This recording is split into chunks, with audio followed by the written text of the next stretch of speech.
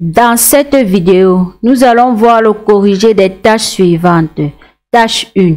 Vous avez invité votre ami Eric à votre mariage au château de Chambord et il vous a répondu qu'il ne connaît pas ce château. Décrivez à votre ami. Tâche 2.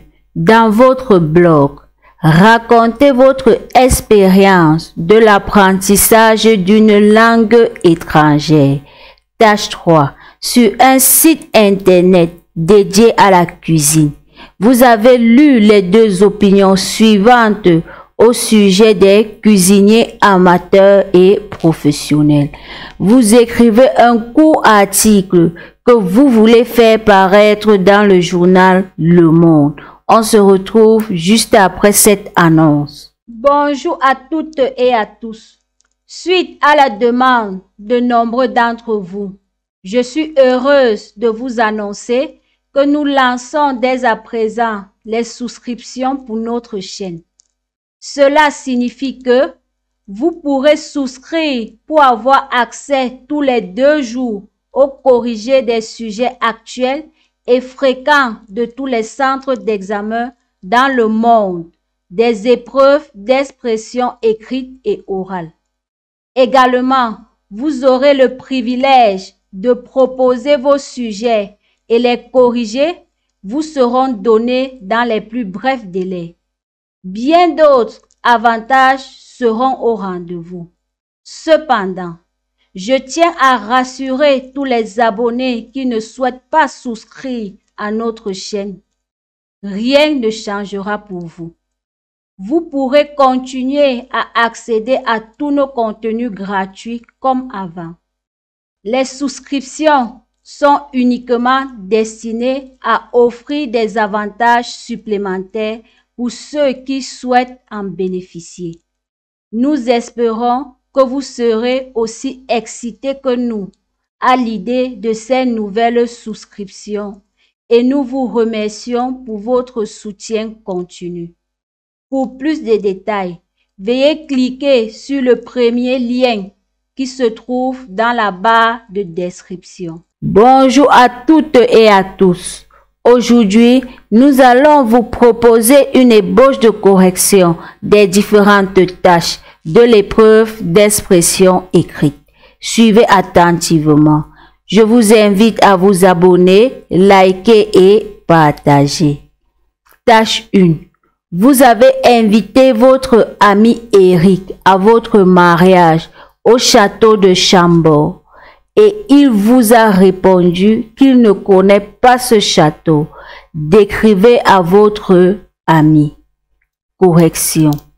Bonjour cher Eric, j'espère que tu vas bien. Tout d'abord, je tiens à te remercier chaleureusement pour ta réponse à notre invitation pour le mariage qui aura lieu au château de Chambord. Je comprends que tu ne connaisses pas encore cet endroit. Le château de Chambord est situé dans la magnifique vallée de la Loire, à environ 200 km au sud de Paris. Pour t'y rendre, tu peux prendre le train depuis Paris jusqu'à la gare de Blois, puis un court trajet en taxi jusqu'au château. Le mariage aura lieu dans les jardins du château, offrant une vue spectaculaire sur la Loire. Nous sommes impatients de te retrouver à cet événement spécial. À bientôt, Ibrahim. Nombre de mots 115. Tâche 2. Dans votre blog, racontez votre expérience de l'apprentissage d'une langue étrangère. Correction. Mon aventure linguistique. Bonjour chers internautes. Apprendre une langue étrangère est un voyage fascinant. Pour moi, c'était l'espagnol. Tout d'abord, j'ai commencé avec passion, utilisant diverses ressources en ligne et des applications. La grammaire et le vocabulaire semblaient intimidants au début, mais la persévérance a payé. Ensuite, l'événement clé de mon succès a été l'immersion. J'ai rejoint des groupes de conversation en ligne et échangé avec des locuteurs natifs. C'était terrifiant au début, mais cela m'a poussé hors de ma zone de confort. Puis, les voyages dans des pays hispanophones ont été des moments charnières. La communication avec les habitants a renforcé ma confiance et amélioré ma compréhension. Aujourd'hui, je parle espagnol couramment et cette expérience m'a ouvert des portes personnelles et professionnelles inestimables. L'apprentissage d'une langue étrangère est une aventure qui vaut la peine d'être vécue. Et je vous encourage à vous lancer dans cette quête enrichissante. Cordialement, Ibrahim. Nombre de mots 150. Tâche 3. Sur un site internet dédié à la cuisine, vous avez lu les deux opinions suivantes au sujet des cuisiniers amateurs et professionnels. Vous écrivez un court article que vous voulez faire paraître dans le journal Le Monde. Document 1. Les amateurs ont fait des recettes réussies, mais il manque toujours des compétences et des techniques.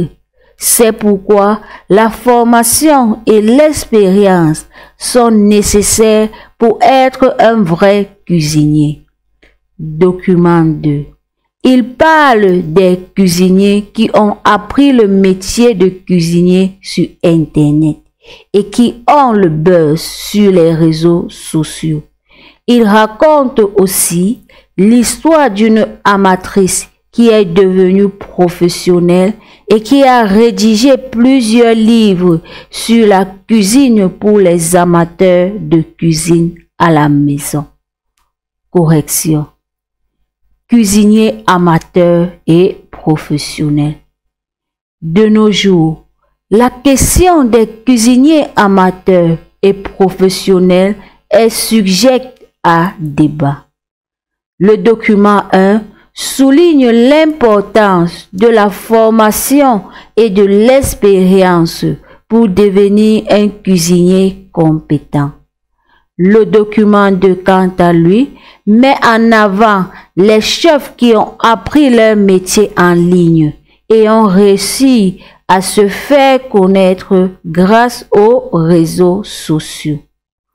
À cet égard, il est indéniable que la formation et l'expérience ont un impact significatif dans le domaine culinaire.